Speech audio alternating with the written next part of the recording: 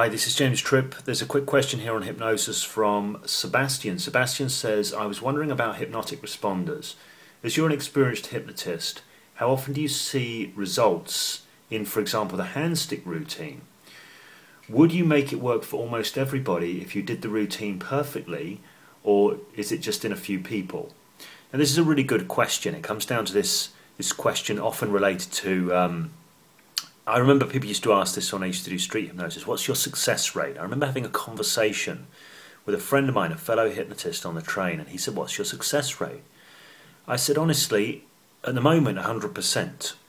However, if I were to walk down this train carriage, we were on a train at the time, and walk up to every single person and run a stock hypnosis routine on them, I have absolutely no idea what kind of success rate I would get.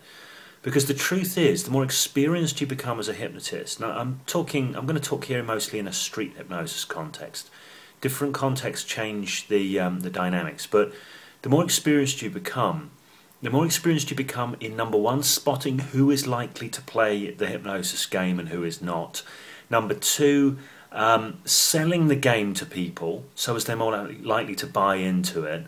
And let's just change the context here. If it's in a hypnotherapy context, it's different again because people are kind of self-selecting, so that tends to up the response likelihood from the client. But again, you still want to be looking and getting a sense of where is this person at and to what degree are they willing to engage in this process, switch themselves on, engage their creative faculty in this process. I can't give figures because as a professional hypnotist I'm used to tipping the odds in my favour.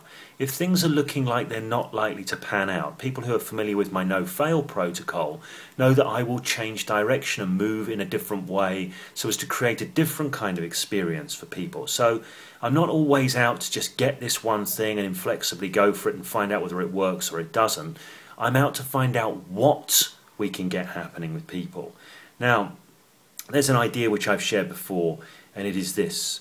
Hypnosis is not 100%, i.e., or what I mean by that is if you go for a specific phenomena with people, you won't get it 100% of the time. So hypnosis is not 100%, but everybody can experience something. Okay? So if you can lead somebody, if you can have them engage in a process and lead them in that process, you can find out, you can explore, you can find out what kind of phenomena this particular person is able to experience and manifest easily. And by having flexibility in that, you can almost always get something happening. There's exceptions to that.